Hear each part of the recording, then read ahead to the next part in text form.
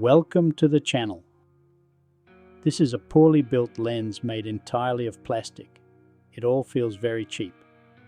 Still, this lens performs very remarkably.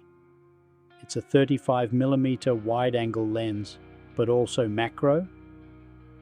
The closest minimal focusing distance is standard 26 centimeters, with a helicoid adapter 15 centimeters.